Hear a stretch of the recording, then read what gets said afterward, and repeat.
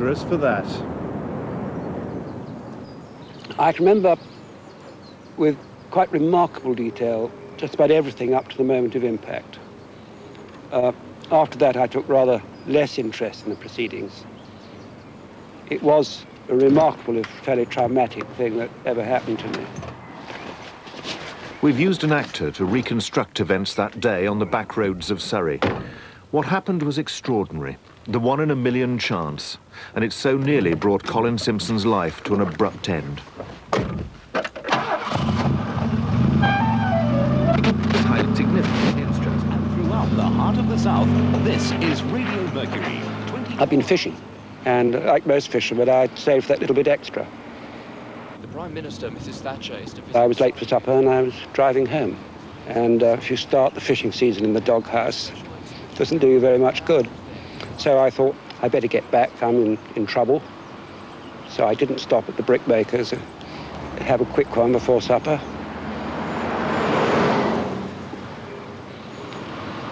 It's a very narrow, nasty road with culverts.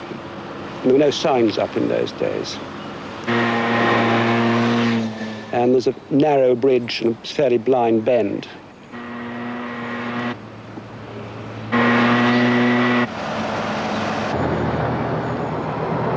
A little motorcyclist with a red helmet came round the middle of the road. I steered onto the verge to avoid it and braked. One set of wheels on the road and one set on the grass. It slewed and hit the bridge.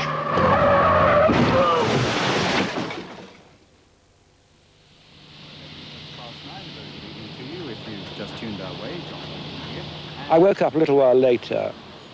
The radio was still on, and I was in a very curious position, somehow jammed up against the roof of the car. No pain, but a lot of discomfort. And I worked out that the seatbelt buckle had obviously broken or bruised the rib. Then I put my hand into my top pocket, where I kept my packet of cigarettes, and found out that it wasn't a seatbelt buckle. I didn't know what it was, but my cigarettes had been neatly punctured. There was just about an inch left of it. So I realized that I was probably rather more badly hurt than I thought I had been. And I couldn't move very much, so I counted, prayed. It's funny, you only believe in God in times like that.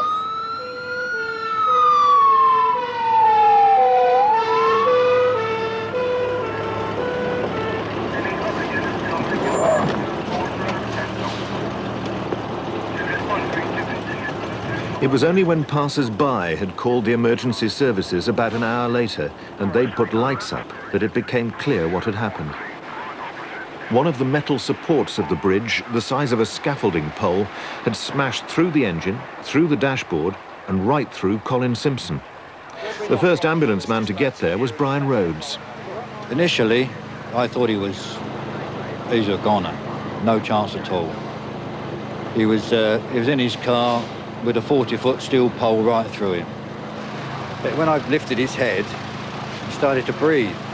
So the adrenaline starts going. Then you think, well, I can do something for this man. I can help him. So you start getting all the big guns in then. I asked for the surgical team, the paramedics, and the heavy rescue from the fire brigade. I needed all that, and I needed it now. Doctors and nurses arrived to give pain-killing drugs, while Brian Rhodes stayed crammed in by Colin's seat. For nearly an hour, he'd kept Colin alive, kept him breathing. They had to leave the pole inside him. It would have been too dangerous to try to remove it there and then. And they're going to cut the post off this end. The fire brigade started by opening up the side of the car. Then they were left with the crucial decision: how to cut the pole either side of Colin without killing him. The saw that we use to shorten the pole is an air-operated saw.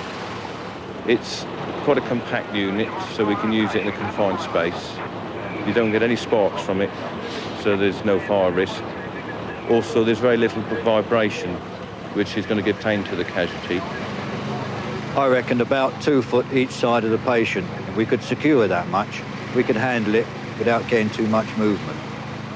I could feel any vibration, any heat travelling down the pole, and when the patient lapsed into unconsciousness, I just shouted stop until we'd got him stabilised, till I felt comfortable, and then carry on.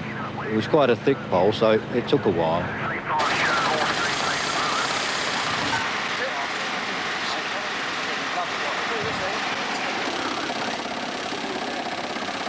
Then, nearly 2 hours after the emergency services first arrived, came the most critical moment of the rescue, lifting Colin out of the car.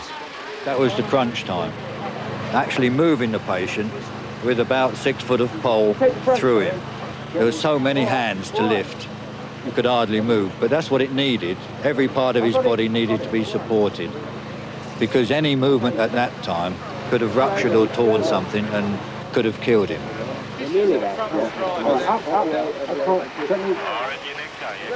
When we'd got him in the ambulance and everything was under control, I reckon he had a 60-40 chance of survival, which, taken into consideration the position he was in when we found him, was bloody good.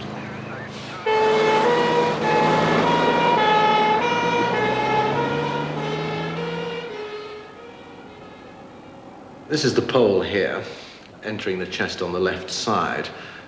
The heart is lying here and the left lung here, so that the pole has just missed the heart and the centre of the lung and causes massive damage to the ribs of the chest wall itself. So what we were worried about was what would happen when we pulled the pole out, because it was possible that it might be controlling major bleeding while the pole was there. But in fact, when we took the pole out, this didn't prove to be a problem. So we were really left with the problem of putting together all the fractured ribs. And this is itself was something that I'd not encountered before, the fact that the ribs were fractured in so many different places, and we had to sort of make it up as we went along and stitch the ribs together with stainless steel wires to hold them in place in a reasonable shape again. I have to say that if the pole had entered his chest 2 or 3 inches to the right, I don't think he would have made it into this operating theatre alive. I think he's a very lucky guy indeed.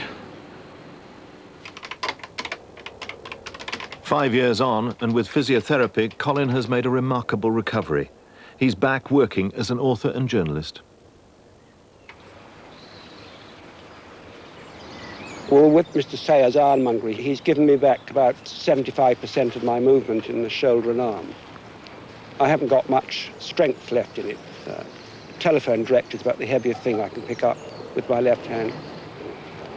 And I can do simple gardening things like weeding. I wouldn't dream of doing anything like hang gliding or anything like that. But on the whole, I get around quite all right. I refer to it now as my silly accident, the day I kebabed myself. It's just that. Well, it's a dirty, great galvanised tube. This is the pole that went through me. The hospital gave it to me as a souvenir, and I keep it in the broom cupboard.